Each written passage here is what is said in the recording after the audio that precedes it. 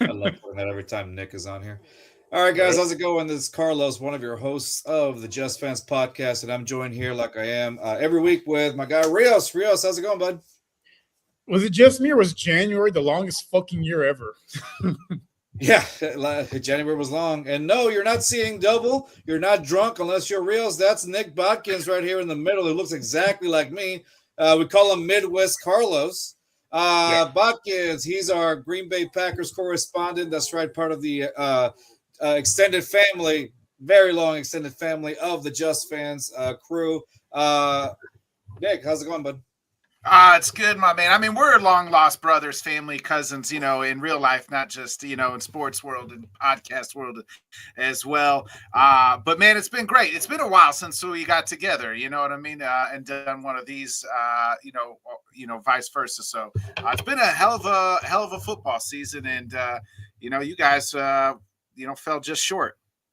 Yeah. We'll talk about it for sure. Can you put it back, Rios? Yeah. Can you put the comment back? All right, so that's our friend Tyler Milner from executive producer from the Sports Radio 610 right here. He was supposed to be on, I think, this week, but he sent me a text. He's like, hey, they left me behind. They're in Radio Row at the Super Bowl, so I can't make it this week. So we're gonna do something with our guy Tyler sometime soon, but always a great time. All right, so let's talk about it, Nick. You were talking. It's a great football. It was a wild football season. The Texans came pretty close, and let's talk about that after our amazing intro. Hit it. Ride through Houston, Texas, flexing, rolling through the SWAT, repping for the city. Hear 'em in the parking lot.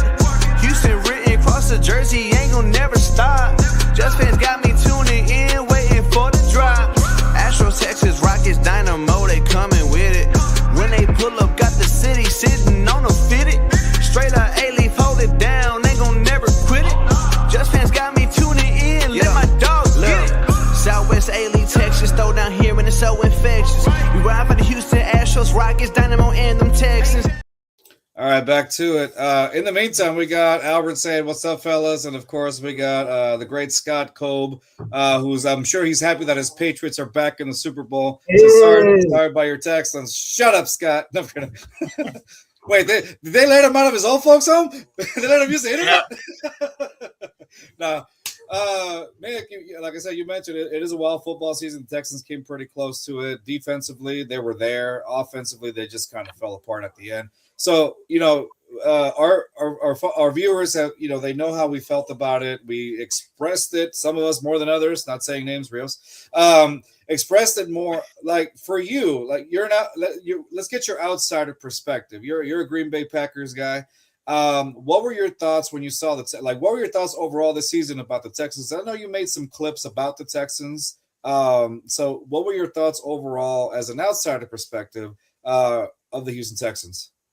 Yeah, I mean, from the outside world, like this defense is legit, right? Like, I thought, slow start getting into the season. I think you guys started 0-2, 0-3, maybe. I can't remember. 0-3, yeah. You guys know, but 0-3. So it was like, man, what are the Texans like?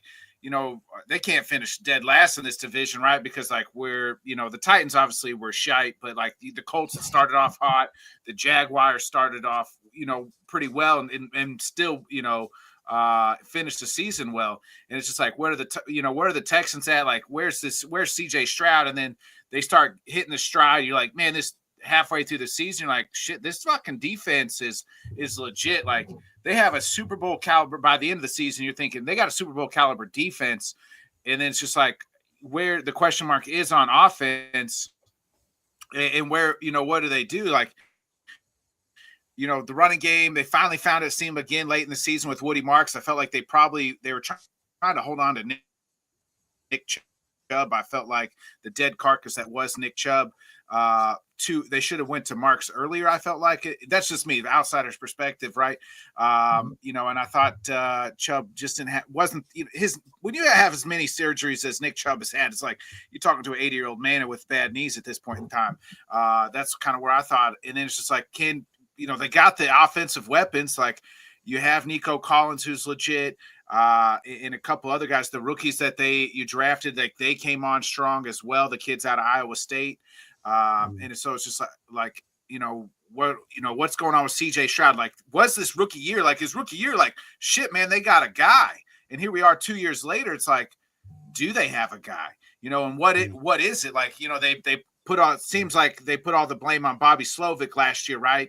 And then they bring in a new offensive coordinator this year. It seems like kind of the same results offensively, but defensively, you go into the playoffs, and you're just like, this is a team to me. Like I was like, there's probably two teams that I like. You circle like, hey, I trust this team's unit, and I trust the Texas defense unit over a lot of other units in the league, and.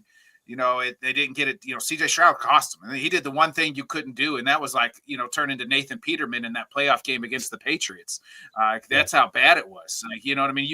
You literally could have just handed the ball off 3 straight times and still won the damn game. Like the Texans defense scored. They did everything they could. And then like CJ Stroud and it was dumb stuff. Like you just walked away from that game thinking, what the, like kindergarten, what the fuck are you doing? Just grabbing and just throwing it up and like, it's like playing jackpot. That's what it was. It was like jackpot. If somebody's down there, and like, the Patriots guy got it. Like that's, that's. Oh wait, Nico's out here today. Oh, wrong guy. Literally, that's what it looked like on that playoff game. So, from an outsider's perspective, you go into the offseason thinking. To me, like their defense is set, but you need to add probably the offensive line. I know is still very questionable and was horrendous most of the year as well. So does that affect? Has that the last 2 years of the offensive line not being great? That obviously hinders a development offensive. For your quarterback to develop. So, do you put the blame on the offensive line? Do you blame it on CJ Stroud? Like those are going to be the big question marks going forward. And, it seems like they got D'Amico's the guy, like a good coach, and has got the defense prepared. But it seems like the offense is going to be the downfall here if they can't get this thing together. But the Super Bowl window, to me, is open for the Texans. And it started this year, and you missed, not having Mahomes, Burrow, and everybody else, Lamar Jackson and all those guys, like those guys had down years, or their teams had down years, should we say. And, you weren't even on the side of the bracket of Josh Allen. And it's like, man, you guys missed an opportunity to really go to the Super Bowl. And it was, CJ Stroud just shit the bed. It is heartbreaking. I will say that it is heartbreaking, especially, like I said, Reels and I have talked about this countless amount of times. I think the last time the Texans were anywhere near this close was back in 2011. And again, that was back to a great, a stellar defense that the Texans had. And, it's after that, like they haven't just reached, the following year that, they got destroyed by the Patriots again in the divisional.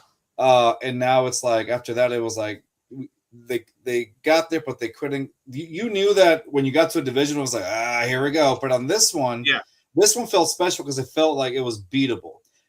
A winnable game. Yeah, they. I mean, for the most part, they stayed in the game for a good chunk of the game. Even after halftime. But it's when, but as they needed. But at the end of the day, when you have so many turnovers and offensively nothing is working, I think like I said, at the beginning, CJ, just like you said, he just completely had a complete breakdown on the field and just started making a bit like just questionable beyond junior questionable mistakes. Play. Like that's what it was. It was like junior. I seen junior high kids play better quarterback than what he did in that game. Yeah, and then by the time that in the second half when I felt like he started maybe, protecting the ball just a smidge better, overall nothing was clicking anymore because I felt like you had lost the team at that point. You had lost everything. I mean, the Texans defense by then were worn out. They were tired. What do you expect? They gave up some more points it was, the record, they wouldn't give up like more than 18 points this season. That's what it was, 18 something. And, towards the end of that game, they're gassed, they're tired because so many 3 and outs. They were going to get worn out. It is what it is. And so they just, once you started seeing the big plays come in, it was like it's over. Like there's no way they can, offensively come back from even this. when Stroud had time and guys were open, like the throws weren't even nowhere near. There. Like they weren't like it was just, it was bad. It was a bad look. I don't think you could, like, everybody points to like, hey, you should have went to Dougie Mills. I call him Dougie Davis Mills in that game. I'm like, you can't do that. You can't just bench Stroud. Like, Stroud's been your guy all year. You can't turn to Davis Mills. But man, you know what I mean? In that one, I thought they should bench. Sorry, before I get to that one, that comment with Scott. I thought that they should have benched CJ at that point, and the reason why I thought of it was, you're a team. You should be a team first team. It should be a team first mentality. While I understand that CJ is a pivotal part, and things happen, I think even with Davis, I'm not saying that Davis would have completely came back and saved the entire game, but I think the mistakes would have not been the same as what CJ was having out on the field. Does that make sense? But I just think you can't. You back your guy. You know what I mean? Like you gotta back your guy. That's been your guy all season. That's the number 2 overall pick you drafted. What do you want him to do? You want CJ Stroud? Cardinals? Yeah, but the Panthers benched their number 1 overall pick, and it ended up in the season, and that was last year. You know what I mean? Like in the middle of a shit season, not in the playoff game.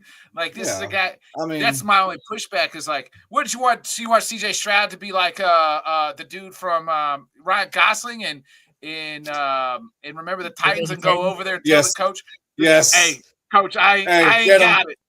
I'm going to need Will Anderson to go on offense and start throwing the ball around. Is that what you want? Yes. No, what is it now? Tush push every play. Tush push it every single play. We're going to get them 2 yards at a time. They probably would have won the game. Probably. Like, honestly, after that pick 6, I would have benched him because you just cannot throw it up like that. That's just inexcusable. Yeah. It's careless.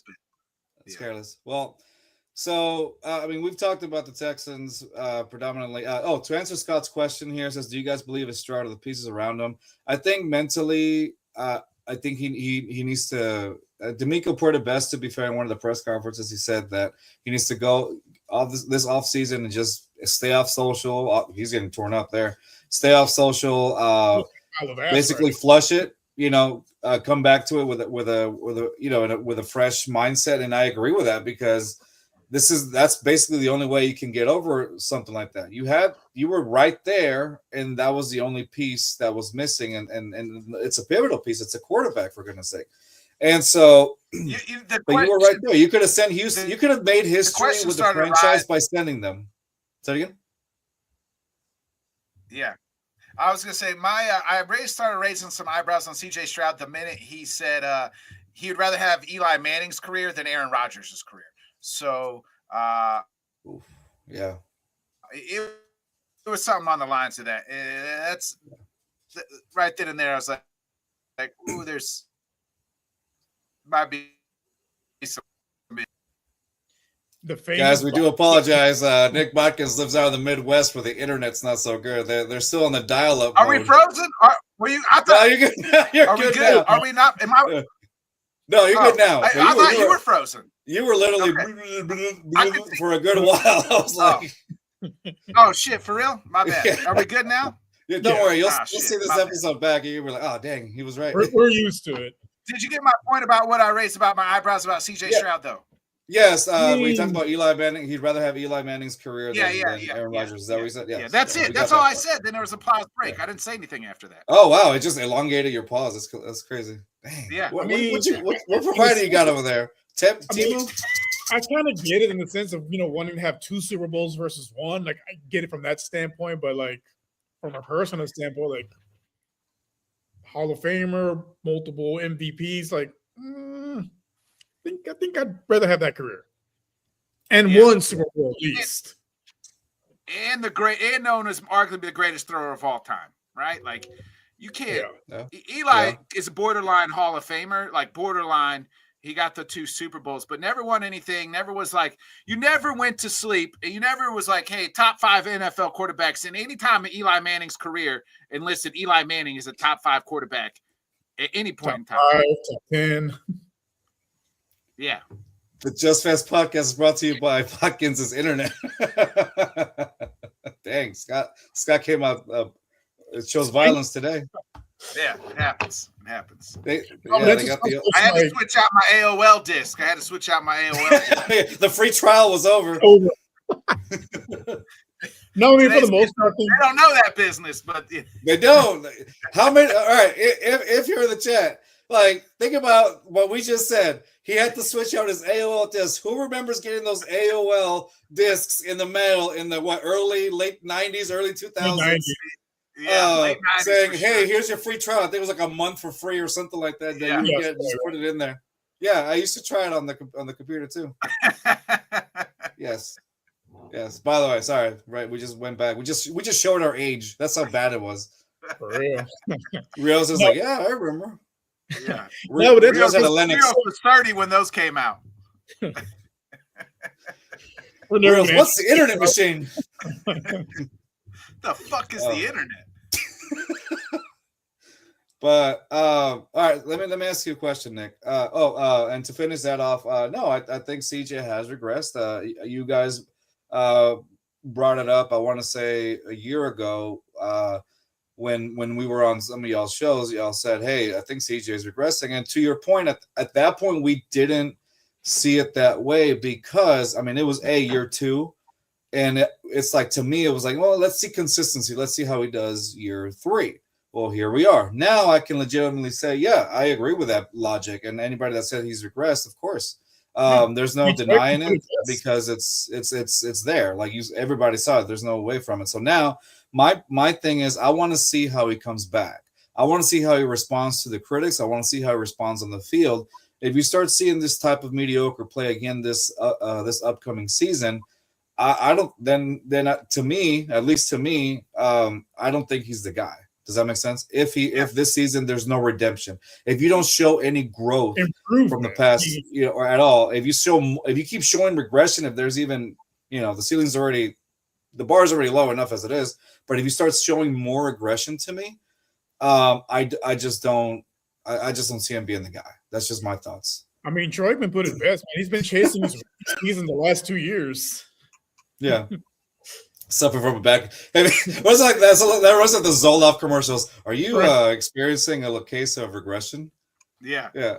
Sitting on the sidelines looking all regressed. With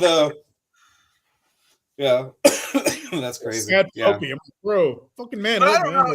And to his credit, or to his, I don't know y'all's like quarterback room, or like who your coaches are, like quarterback coach, offensive coordinator. We've seen when a real good quarterback coach gets a hold of a young guy. Look at Caleb Williams in Chicago, right? Like, yes, like this year when he had Ben Johnson running the show, an adult in the room that could show him how to be a professional and how to be a quarterback. Like, look at the leaps and bounds from what he did last year to this year.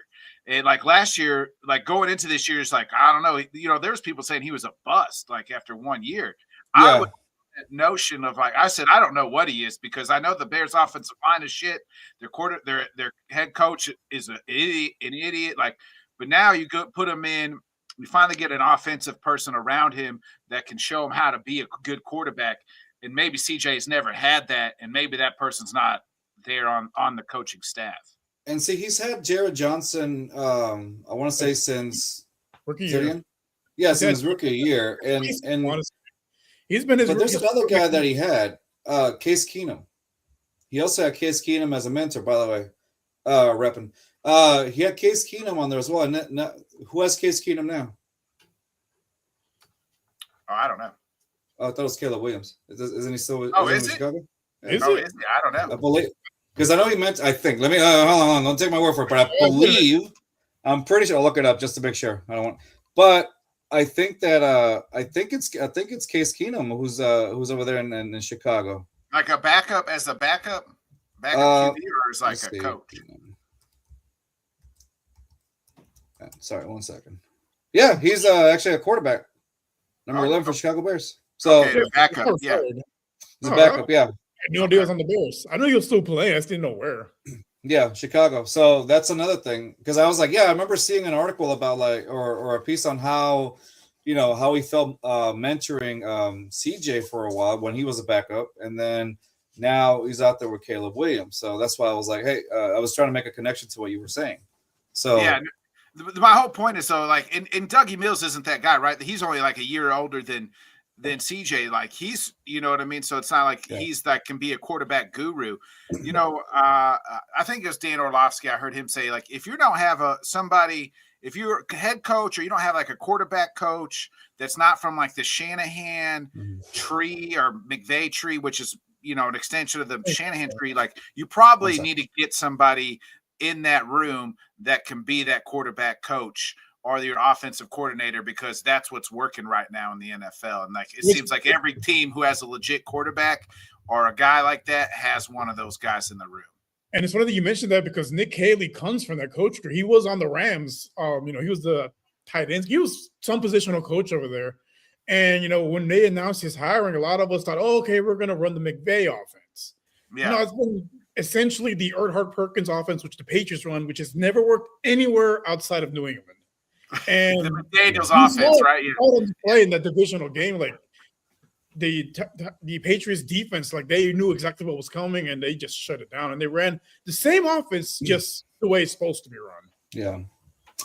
All right. So, but yeah, so I think we talked a little bit about picks for the Texans. Well, so far, I know it's still early on, but I think definitely to help CJ out, they got the receivers, and then you got Tank Dell coming back next season, hopefully back to his normal self.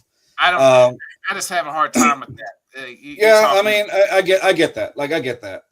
That's why I said hopefully, but I know what the odds are to that, but I'm at that point it's like, yeah, you're hoping, but if not, I think that's why the Texans went off and got another receiver, Jalen Noel, who can play that position as well. So it's almost like when they got him, it's like a little bit of a security blanket. Jalen Noel has some pretty decent highlights this season as well. So, Tank's not a slot guy. He's more of an X and Y receiver. He plays on the outside. Even though he's small, he plays better on the outside than the inside. Yeah, but it's still another option that you may have. I think Higgins is more of the security blanket for in case Tank Dell can't, be what he was before the injury. And so, but then another thing is you also have to look at Christian Kirk is also. I don't see Christian Kirk coming back to the Texans. They're gonna be able to afford Christian Kirk, not as Stephen A. called him. Christian Kirk, yes, we got this name. Like, that man came back to life. What? I was like, wait, he was scoring some touchdowns. I was like, hold up, that doesn't sound right. I was like, when did his name change? Like, what are you doing, Stephen A? Like, mind you, he gets paid millions of dollars. Billions. Bare minimum is get the guy's fucking name right, man. Yeah. And so, nonetheless, like I don't see him coming back, but I'm not too concerned about the wide receiver room for the Texans. I think honestly they're gonna immediately. I don't see them trading down, even though when they're 28th, they usually Nick Cassera likes to trade down, and that's been his thing. So I don't know if he's gonna do that again this season. If not, then I see him going for somebody in the interior line. If I'm the Texans, I'm signing and drafting every offensive lineman I can. The guy I want, the dude with the orange mullet. Sign that man immediately. Iowa Hawkeye, baby. Iowa Hawkeye. That man's breakfast is Marlboro. Marlboro. Skull and like. he's got the cigarettes rolled up in his jersey. You know what I mean? For practice, and you better not mess with them. They all better be there intact. And how do you call it? So yeah, I think interior line, and then that would be my first pick. Then somewhere probably in the defense. The defense maybe somebody in interior, also defensive tackle. As you're going to lose. The Texans had some really good consistent defensive tackles that they're not going to sign everybody back. But the guys that they keep, these guys are older, so you're gonna need someone young. Mm-hmm. Let's see what else, and then that's and obviously in the as far as the running back position goes, that's another one because I don't know. I mean, Joe Mixon looks like he wants to come back. I don't know if they're going to do that. I doubt it. I doubt it too. Outside of 30, he's going to cost, cutting him saves you $8 million in cap space, which they need right now. And which they desperately need, yes. Someone cheaper and younger with that money. And again, so you don't able to play. You don't think Woody Marks is like the back of the future or just like a piece? No. I mean, I don't think back of the future. I think he's a good back, like a complimentary guy, but I wouldn't say like that's your starting running back. The guy that you want to line up on Sunday every Sunday. Yeah. Not running back. Like he's a good change of pace back, good on third downs, but like the bell cow back, I don't think he's that guy. Because every single game I watched, like, I feel like he had a season-ending injury every single game. Like, yeah, he really did. After every fall, he would limp out of the. I remember this one. I think it was against. I can't remember. Was it the Steelers or Titans? He like limped out, and I was like, "Oh, is he done?" Like, "Oh no!" So it was like worrisome at one point. And I was like, "Oh, I think he's done. What are the Texans going to do for running back?" And then he was back like 2 weeks later. I was, "Oh, okay, well there you go." But it looked serious. It looked serious. But you need a strong running because look at the two teams in the Super Bowl. Great defenses and strong running games. Yeah. And Houston has one of those two. Yeah. You just need a guy that takes care of the football, converts third downs, and scores when you need them to score. And let the defense in the running game take over. Yeah. The number one seed. It says, jeez. Hey, big head, you up? Hey, big head, you up? Wait, he's replaced by AI. Yeah. So, Nick, I'm pretty sure he shot himself in the foot, literally. I mean, come on. Hey, Nick is serious. No. For the entire year, I'm like, come on now. So, Nick, you're a guest today, so let's, we've talked about Texans. Let's talk about Green Bay. How heartbreaking was it to see you guys go off against Chicago, your y'all's rival, first of all, but bitter rival. And my 13th reason, honestly, like, oh hell no, not this team. So explain how you felt. Don't leave out any details like crying or upset. TV has a hole now and several holes around my drywall. Go ahead. No, my name's not Kyle. And tell us why your middle name is Kyle too. About halfway through that third quarter, I was my best friend is a big Bears fan. We were watching the game together. I just turned to him. I said, "You're going to win this fucking game." That game was cosmetic of whatever the fucking word I'm trying to say. Exactly what the fucking season was all season. Like we played one good half of football all season. Like in every game, like whether it was the first half, we lit them up. The second half, we played like absolutely fucking dog shit, or vice versa. We played like absolutely hammered dog shit the first half. Second half, we would come back and maybe win or make it a game. That game was exactly what it was all season. We lit them up in the first half.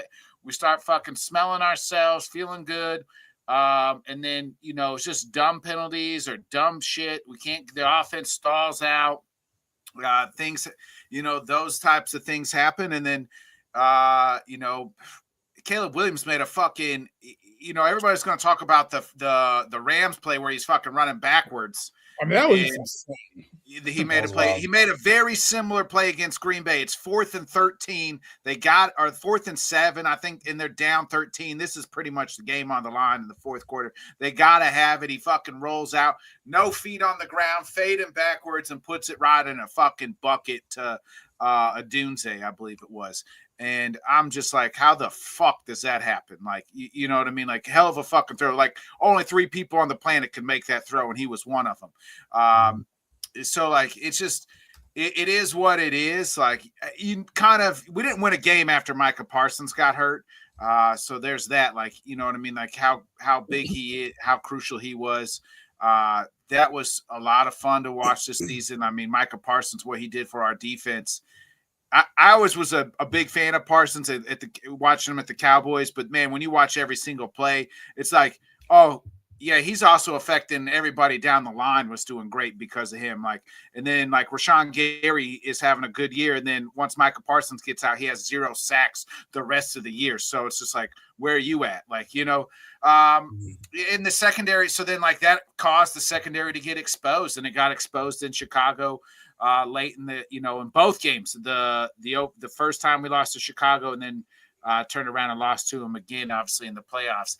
I mean, it is what it just kind of was. It is what it is. I really wasn't like, I wasn't mad. I think I was just like, like this is how we fucking lose all the time in some bullshit game in just a game that we should have fucking won, just due to the fact that, just it's kind of all season. That's how it was.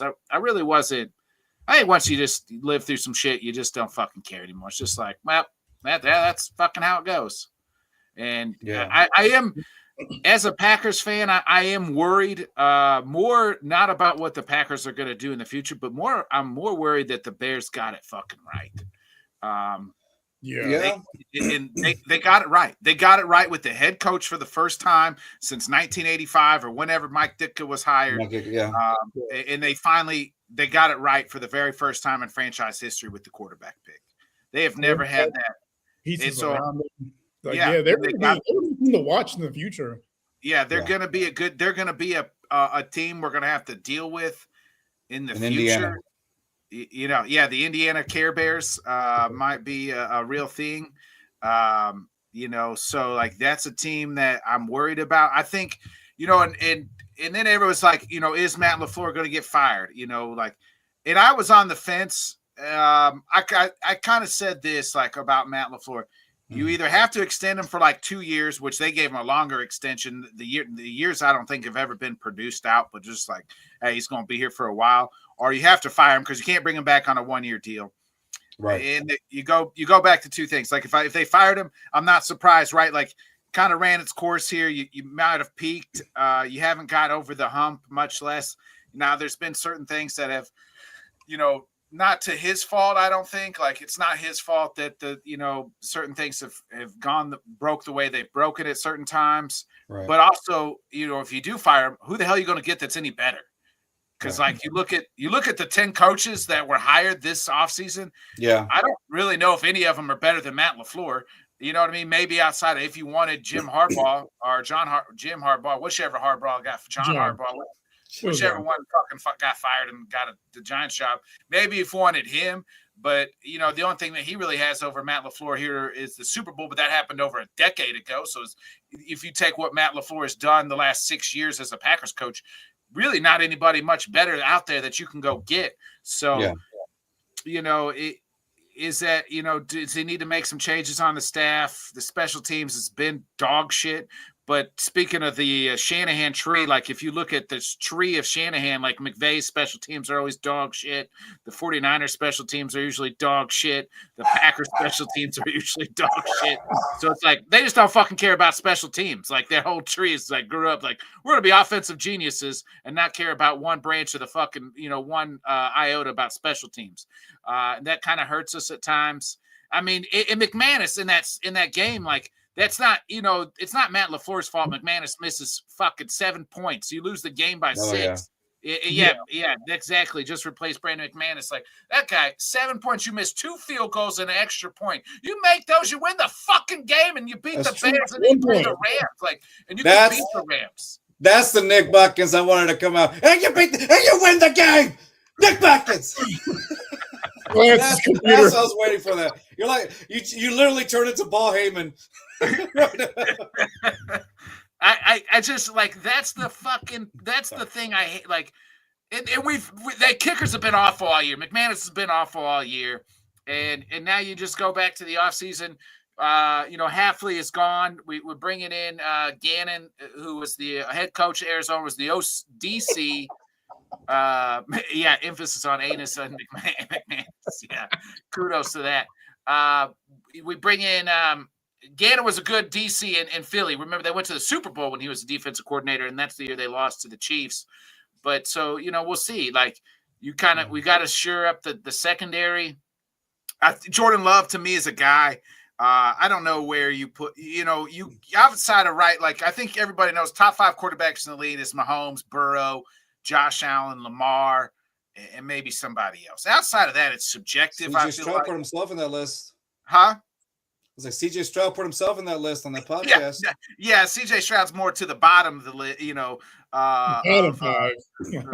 Yeah, I think, to me, Love is somewhere in the 7 to 10 range. If you want to put him after 10, I'd probably, to me, it's subjective. I'm going to ride for my guy. I think they got some offensive weapons. You got to bring Christian Watson when he's healthy. I thought he took huge leaps this year. And then, Romeo Doubs a free agent, so maybe he walks. And then, they finally drafted a wide receiver in the first round, even though he didn't do shit all season. Did score a touchdown in the playoffs, so that was cool. But Golden's there. You got Josh Jacobs didn't have a great year, but still was banged up. Offensive line, we got to secure up, and you got to secure up the secondary. You know what you got in the front, with Micah when he comes back from the ACL, and you just hope he comes back to being Micah Parsons, the game record that is, and everything that you traded for. Season started off Super Bowl or bust, and it was a bust. And throughout the season, you just could tell, like, we never looked like it outside of maybe the first 2 weeks. We never looked like the best team in football, and where I think one of the teams playing on Sunday, I thought the Seahawks at one point in time, especially last quarter of the season, they looked like the best team in football, and I don't think you could say that about Green Bay. Oh, understandably so. Yeah, I mean, same thing with our team as well. Like, outside of our defense, like you had mentioned, you just can't really trust this offense, and they got exposed. Yeah.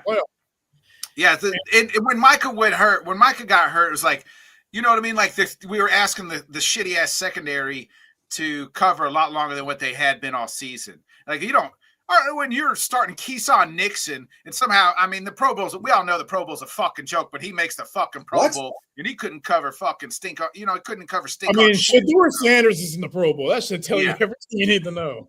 Yeah. CJ got offered to be a part of the Pro Bowl. Who's that? CJ Stroud got offered to be a part of the Pro Bowl. Yeah, same with.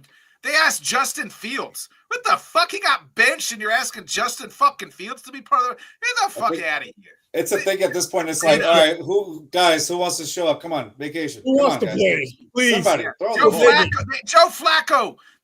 Joe Flacco's in it. Like, he played for 2 teams. What team is he representing? The Bengals or the Browns? I know it's a joke, honestly. Yeah. I don't see that. I get it. It should be fun though. I'm looking forward to seeing the Super Bowl. But Nick, I'm sorry. Did you address like which what is the first thing that Packers need to address in the draft? Yeah. So we don't have a first round pick, obviously, because we gave that to the Cowboys. I think secondary, you got to go corner or offensive line. That's like those are the two that you have to address. You got to get a corner. You got to get offensive line via draft or free agency, I think, to kind of sure up everything. You got the right pieces. You got the offensive weapons.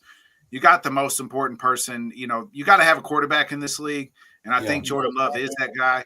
Don't know if he'll be, Aaron Rodgers or Brett Favre. Time will tell. But he's coming on. He's streaky. That's when he's on. Yeah, he when he's on, he is one of the top 5 best, to me, top 5, 6 quarterbacks in this league. It's just he's so streaky at times. The streak was more this year, I think, than the last previous 2 years. And you got to think this guy's only going into his 4th year as a starter now. So, I mean, I get that. I mean, like, you guys have gotten the quarterbacks right for over, for a while. With Brad. My whole life. I'm 30. Your 39 years old. Whole life. A quarter of Rios's. I mean, y'all gotten it right the last 30 years, and y'all have some pieces in place. You got Tucker Kraft coming back. You still got Josh Jacobs, Watson, Hill. One of the Tucker Kraft coming back off the AC. That was another part, right? When he got hurt, that kind of hurt us. Like, we just had. You know what I mean? Like, people were wanting, like, fire Matt LaFleur. Like some of the things that happen, like, you have no control over. Like, you got no control over your best players before the playoffs. So, I mean, what can you do? Exactly. Yeah. You lost 2 of your best. You lost arguably the second best defensive front, player in the league, right? Myles Garrett and then Micah Parsons, probably, you know what I mean? Flip a coin, which one you want on Sunday. You lost. You can't lose guys like that. And then you lose Tucker Kraft, who was having arguably his best season, and arguably your second best, offensive player outside of Jordan Love and Josh Jacobs. Yeah. Packers could have traded for Jeremiah Love. The love connection will be missed. Yeah. That's a good one. By the way, if you haven't met Brandon's hilarious. Every time he's on our show, the dude's hilarious. Comes up with the funniest stuff. I love him. Really? Keep joining him, bud. Appreciate you. He doesn't miss. All right, so let's talk Super Bowl. All right, I obviously got Seattle on this one. I think Seattle's going to take it. Rios, I think you mentioned Seattle as well, correct? By a lot. It's going to be over at halftime, man. Now, Bodkins, I don't think so. What do you think? So I can talk myself any other way. I don't want to give an official pick. You can tune into the Bodkins Show Super Duper. Don't worry, we're going to plug it. We're going to plug you. Yeah. But I was saying, you guys are going to be joining us, and I'll make my official pick at the end of that show as well. But I could talk myself into both, really. And here's why. I don't believe what Rios is saying. I don't think it's going to be a blowout. I just think Mike Vrabel's – I trust Mike fucking Vrabel way more than a lot. Like, he's a alpha in the fucking room, right? Like, you think Mike Vrabel's going to allow his team to go up on Sunday and get his fucking dick slapped in the mouth? No, they're not. That's not what Mike Vrabel's not going to allow that to happen. And you forget Josh McDaniels, you say what he wants as a fucking head coach. Like, he's a shite head coach, but this man is coaching in his 7th, 8th, 9th Super Bowl. You know what I mean? Like, this is he's going to have that offense prepared, and you give him not 1 but 2 weeks. That's the thing. I think if this was a 1 week played, I think maybe you could convince me that it was going to be a blowout. But you're giving these guys 2 weeks to prepare, and then you go on the other side. Mike McDonald is an absolute monster too with his team and that defense, the Seahawks defense. I expect it to be a defensive game where both offenses kind of struggle a little bit. I favor Seattle just because I look at who might be the best player on the football field, and that's JSN. I think I just think that kid is phenomenal. I don't know. And Christian Gonzalez is an elite corner, but JSN could just – I just think he's the best football player that's going to step on the field on Sunday. Jeez. Hey, 2 weeks is about as much time as Robert Kraft spent in the old tug room. You know what I mean? So this is what we have a warning label when you come in. You come with a disclaimer. That's where I'm at. That's where I'm at. No, but no. To your point, I agree with you. I want to bring up that point too, and you got it in. It was JSN has been just outstanding this season. Like there's nobody that's come close to him. And then, like you said, Christian Gonzalez. I've been covering him since he was in college, and Christian Gonzalez. I've liked seeing the evolution of Christian Gonzalez into the league, and seeing how elite he's become. And every year he just seems to get better. But even as elite as Christian Gonzalez is, man, JSN is on a whole other level right now. Right. And I am definitely going to enjoy seeing the battle between both of these two. Like that's going to be, to me, that's going to be entertaining to watch. I want to see, that's what I'm really looking forward to. Really, to be fair, Christian Gonzalez versus JSN. I want to see how that matchup goes. Because I just want to. It's going to be a highlight reel to me. As long as both of them stay healthy, I think that's going to be a highlight reel. Yeah. The question too, Bill Belichick used to, and I'm not saying like Vrabel is this or even McDaniels, but they got the mindset right. Like they grew up under this. He might have spent $300 million on some other things in the Epstein files, but they used to try to make you fight, take away your best thing, right? Like, hey, you're not gonna do this. So it'll be interesting if they can try to take JSN away from in their game plan. I mean, I don't know how you do that. He's had some slow starts, and then at halftime he just puts up 100 yards in the second half. So Yeah. It's a tough task to ask for anybody. Yeah. And the thing is this, I think to your point also, the Seattle defense, I mean, the Patriots, to me, the O-line, that left side is weak. The left side of the O-line is weak. And I think is it Will Campbell, right? Will Campbell, yeah. Will Campbell, he's given up the most sacks out of anybody in that O-line this season. I want to say, I can't remember how many, but off the top of my head, but I know he gave up 3 to Will Anderson Jr. I mean, he gave up 3 to Will. And that's the thing, though. To me, if you look back at the Texans Patriots game, and you kind of use it as a blueprint defensively, you get to see how they made Maye just uncomfortable. And that's kind of something that Rios and I talked about. How do the Texans win that game? Is by making Drake Maye uncomfortable, making him not use his legs. The Patriots offense hasn't played good all playoffs. Right. The Broncos lost that game because their coach didn't kick a fucking field goal, and their backup quarterback behind the back was passed like a fucking idiot. They kicked a field goal. They still might be playing 10-10 in a snowstorm because you know what I mean? Because their backup quarterback, Statham, I don't know. Jared Stidham. Jason Statham. Clearly it's Jason Statham. Jason Statham. I'm the quarterback. I'm the quarterback now. I'm the quarterback. You got a job. It's for me. I'm the quarterback. Get open. I do. Will Campbell. Hey, yo, why has he got a knife in his pocket? Anyway. Now, for the Seattle defense, their defense is pretty similar to the Texans. The difference is the Texans, they basically line up in cover 2 and punch you. Rios just hit puberty right now. You know, the Texans. I was like, how did you just hit puberty? You were around when Bart Starr was quarterbacking for the Packers. Sorry, good. I think you like that one, Bodkins. Half the time when they line up, you can't tell what they're in. There was this one play where they looked like they're about to rush 9 and they dropped 9 in coverage. So they're much more strategic with what they do on defense. It's going to be interesting to see how they kind of match up with that. I think that's what I really think it's going to be a defensive game. And that's why I said I could talk myself into either way because I have respect. I think I And Russell was just trying to buy the plane, I think I read. Russ was just trying to buy the plane. Yeah, it's still kind of funny, though. But, yeah, I do think that it's going to be a defensive game. Wow.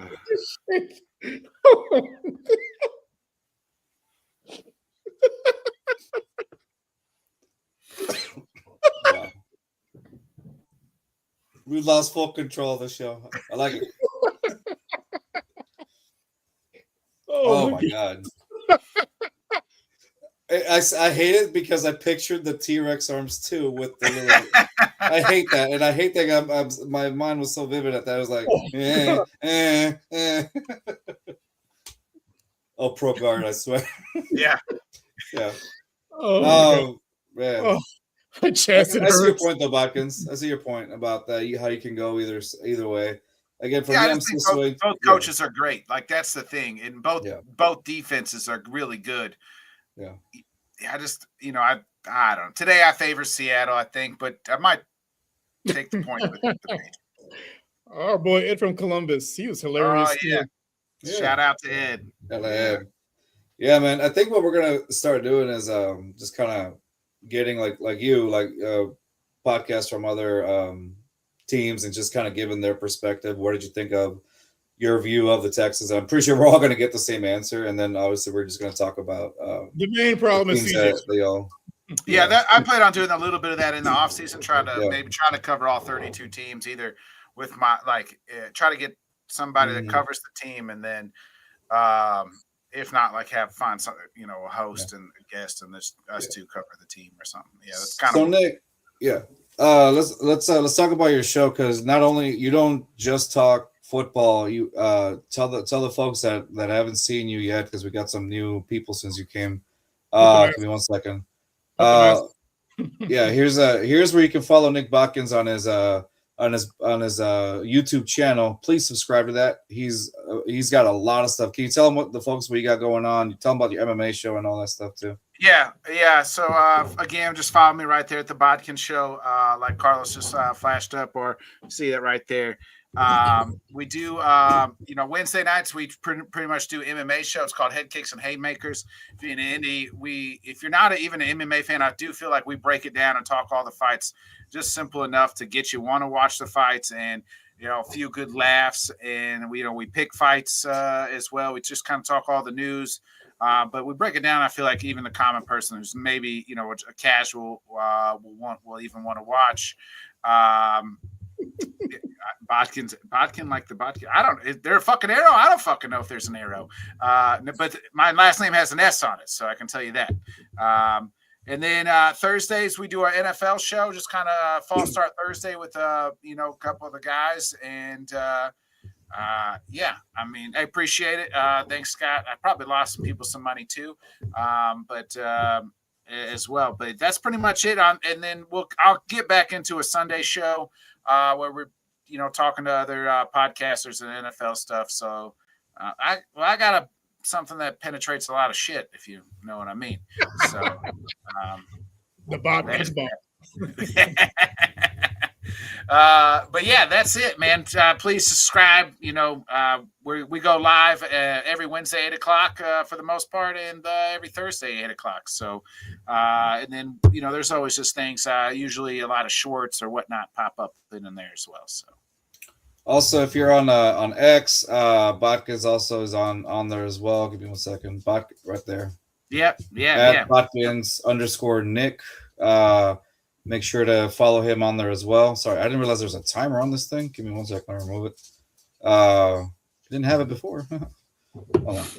Yeah, I'm on the TikTok, the Instagram, all this, all the shit. You can find it all somewhere. Just type in Bodkins. Is TikTok and the same as that right there? TikTok's the Bodkins show, I believe. So yeah. Oh, like this one. Yeah. Yep. Got it. Okay. You can follow. Sounds good. Yeah.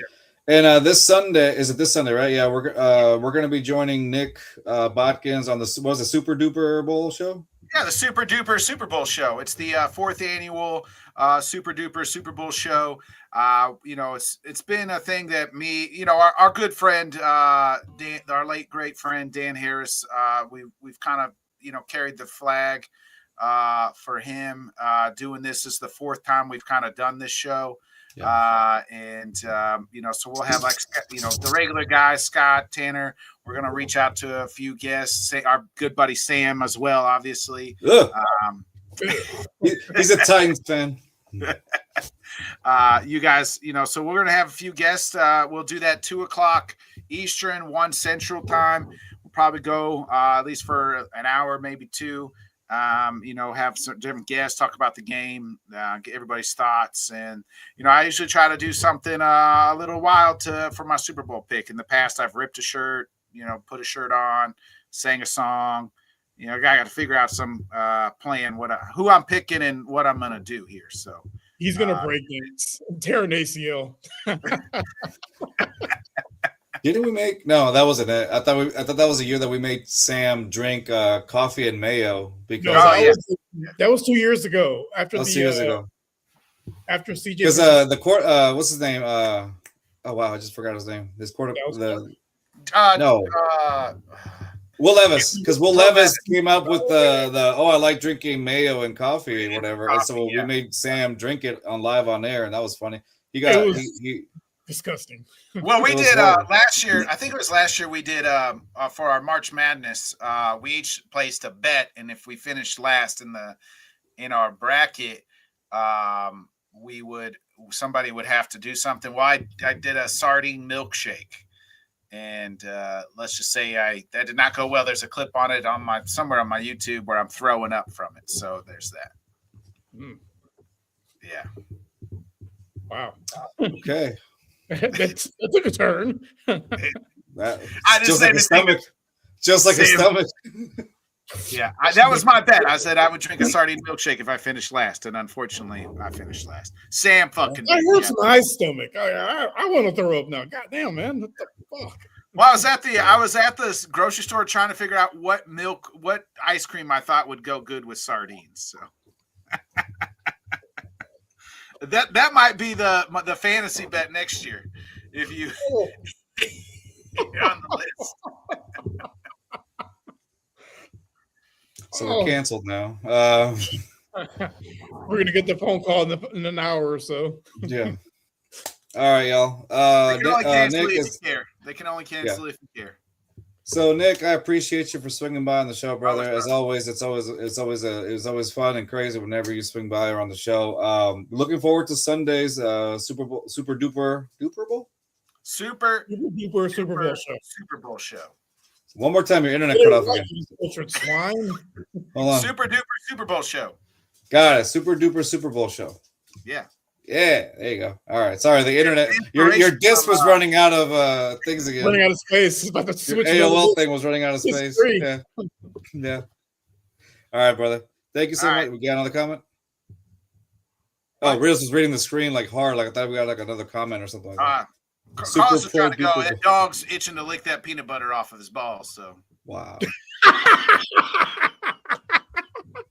I wanted to say something. Screw it. Your mom's not here. That's why. Anyway, so I'll see you guys later. She's never here. You know what I mean? My story of my life.